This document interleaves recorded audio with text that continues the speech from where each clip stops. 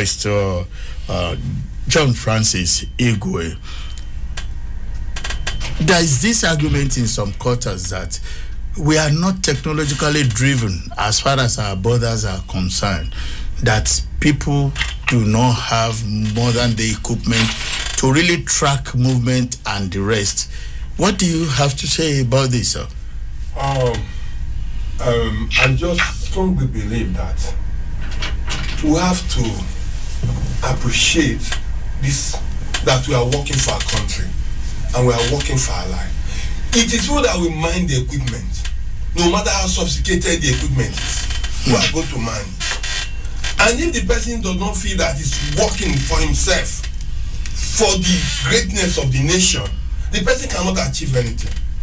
Till we start looking towards having a better nation, a greater nation, a stronger nation, where you don't allow foreigners, criminals to invade the country. You take the country as your own, you defend the country with your last blood. We are going nowhere. If our intention to go to the border to protect the nation, you see, nobody will cross, because our life is at stake. But if we have other mindsets, that I was there for 2 years, 3 years, I made this, I built this house, I did this one. We are going nowhere. Bring all the equipment in the world, even bring American equipment, satellite, to monitor the border will have no improvement. Okay. So it is we Nigerians that we say that want a better nation, a nation that is secure. Then we put in everything to make the nation secure. Not question of equipment. Put police in Abuja, and the thing changed overnight. How many equipment did he change? This present commissioner of police in Abuja, did he change any equipment? Just he decided to work. He decided to make a change, and we in Abuja can see a change now. Are we not seeing the change? Did he bring equipment to do this? He took the work because he knows his name and he's at stake. That I want to prove a point. That is what we want in immigration, in the custom. We want them to prove a point. Let them go there that they are there to defend the country and make the country the best in the world. We'll see a better people. Okay, Mr. Francis Igwe, before we go back to Freetown, let me quickly tell our listeners again that they can be part of this program by calling us on 09032229797. The number again is 09032. Of what people will call lack of resources. A lot of people will put up that argument that the relevant agencies, they do not have enough resources to spread, the manpower as much as they would have loved to do. I don't know if you align with this line of thought, sir. Yeah, but I like to remark concerning the use of technology. Okay. We must understand that the use of technology is a force multiplier. Okay. My brother, the immigration officer, talks that is it going to be possible to line up immigration personnel from Idilugu up to Katsina and Maiduguri? That will almost take the entire population to do that. You will need technology. And you see, there are issues, no doubt there are issues of corruption. But if you use technology and you are able to cover those areas that personnel strength will not support, the officers or whoever is crossing, we know that we'll have that record because the footage can be played back. So if people have jurisdiction in such an area, the technology will be act as a witness against such people, negligence or connivance with criminal people. So, but what we need to do, yes, we have a challenge of influx of unauthorized persons, and that is why I think we have most of the issues we have around Zamfara, where you have a lot of illegal mining activities, and the country is losing a humongous amount of money to the activities of these illegal miners, and they contribute to insecurity, and it goes all over the place. So what I think we need to do is to hold those who have this responsibility accountable. If you are the chief of immigration in an area and we think there are unauthorized entries from such places, those people there should be held accountable. And then they will go to hold the line officers, the tactical commanders, the officers on ground as not doing their work. And that is why you have the administrative process of dealing with discipline, dealing with misconduct, dealing with negligence. We have not just ended up because there's corruption at the borders and all that. That is why you have the airport. Because airport is better, they are better manned. They are also borders. If you want to board an airline, the airport, you pass through the screen, you'll be screened electronic, and you will see. And the same with the ports. Okay, sir. You can't say that for the land borders. Okay, sir. There are some unauthorized crossings like that they don't have. I'm sure they are not covered. Okay, sir. If I may put you on hold there briefly, sir, Mr. John Francis, there is also this school of thought that the issue of border, porosity is a comprehensive, and there is something fundamental in the sense that we have quite a lot of prominent Nigerians who easily trace their roots back to these neighboring countries, and that tends to be a factor whereby the elements of brotherhood set in, and they could not be assertive concerning the law as they ought to be. The other indigenes from the neighboring countries are seen as our brothers. A particular former head of state, they will tell you is from Niger, tell you the other one from Republic of Benin, and this we handle the whole thing on brotherly affair, instead of facing what it requires to police our border. Well, I don't know what you are trying to insinuate, but what I want to let us know that our president or former presidents from neighboring country does not stop people. No, it's not as if he has not come out to say that. He has come out to say that he has his genealogy. Okay. Something. Let me just put this one across. Does not stop anybody from doing his or her work. Okay. Because if you are and meet, but the through this normal process, everything you are doing is documented. And if anything happen to you, you can go out to look for you. So Nigerians should be told the truth. Okay. Whether you are coming in or you are going out, we should know that passing the right process, whether you are a president's son or a president's daughter, you are going outside this, it should be documented. Okay, Mr. Francis, Dr. Makolo, I can see that you are eager to respond to the element of brotherhood as far as our borders are concerned.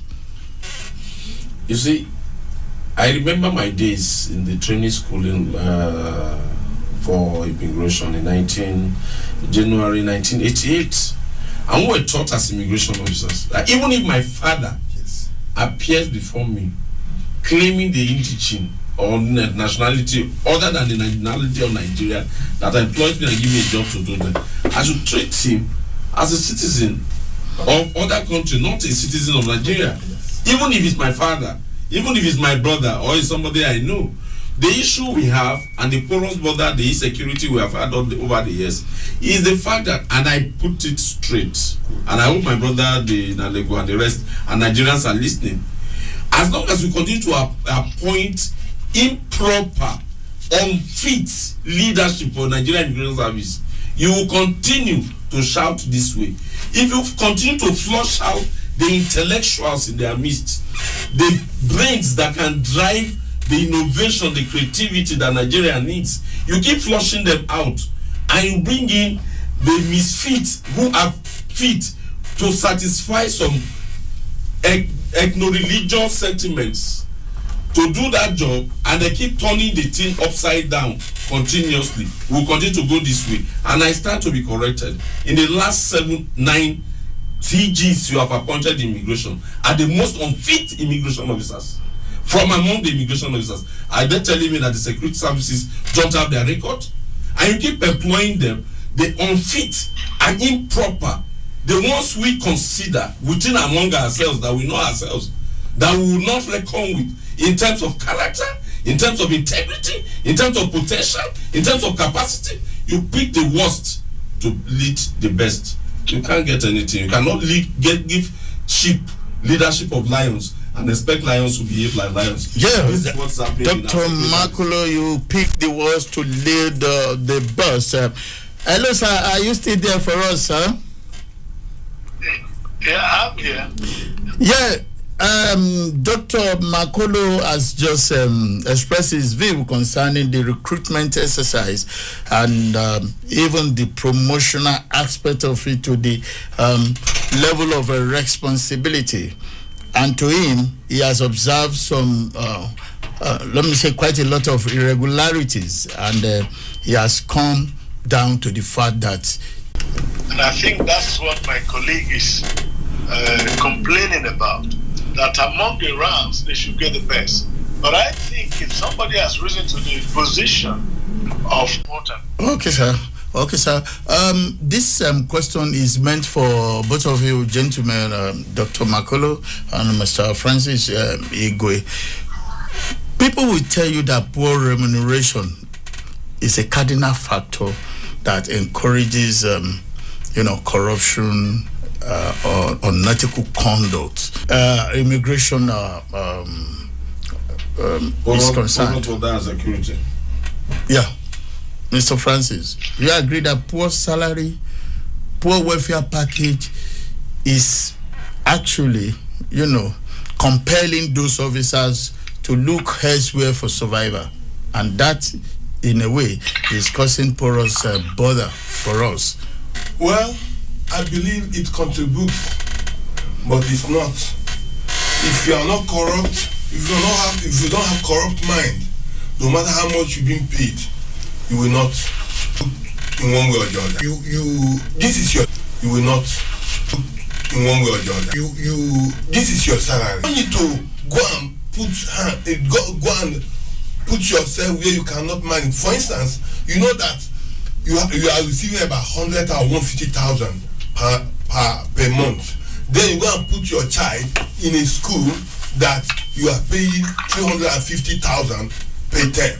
How will you when you retire, you don't have those free money to sustain yourself, you die like a fool. So we are calling on Nigerians to let us look inward.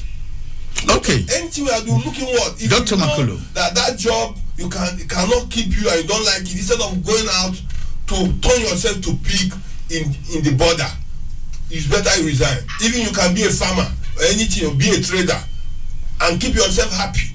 Yeah, Dr. Makolo, bad remuneration, bad welfare package, a factor for porosity of our borders.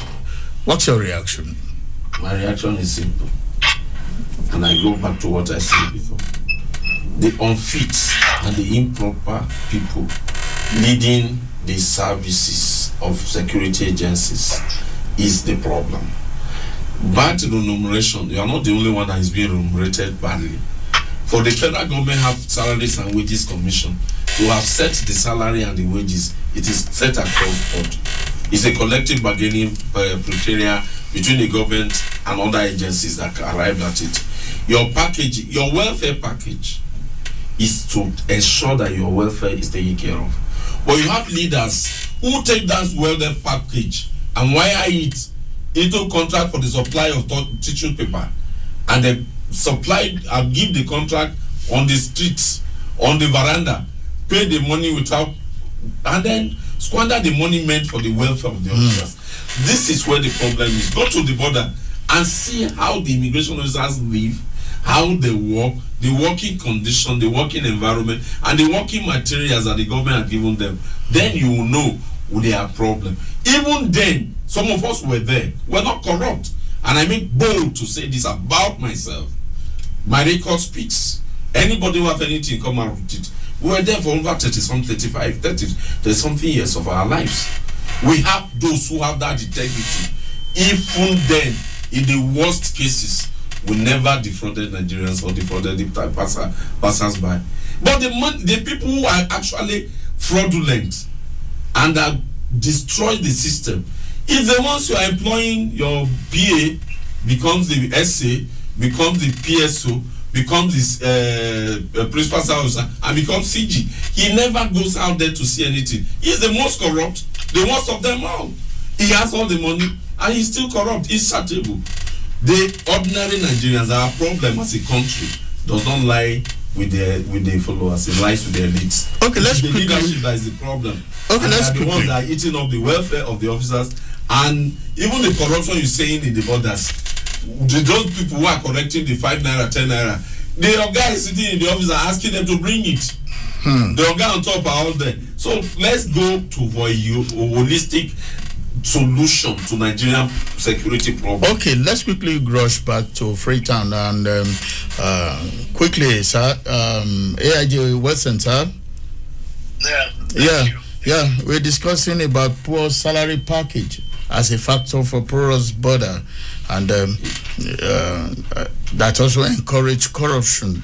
Can we have your reaction in just 1 or 2 minutes? Time is really against us, sir. All right. I support welfare good pay for service personnel, be the immigration, military, or police. It is so important because if you pay the kind of salary they pay, allowances, even training of officers, how many have the benefit of being sent on course? What of the promotion? And all this impose a lot of pressure on officers because the officers get manipulated in their effort to make ends meet because they get so much exposed. So I support that the government and the relevant authorities of the services, not just immigration, must take particular interest in the welfare of their personnel. Okay. It is just like we are talking of the hierarchy, the hierarchy of needs as propounded by Professor Abraham Maslow. The physiological needs of some of these officers are not even met. They don't have accommodation. They have nowhere to lay their head, and you expect them. So I think we should take the issue of welfare seriously. And I think when you do that, you can hold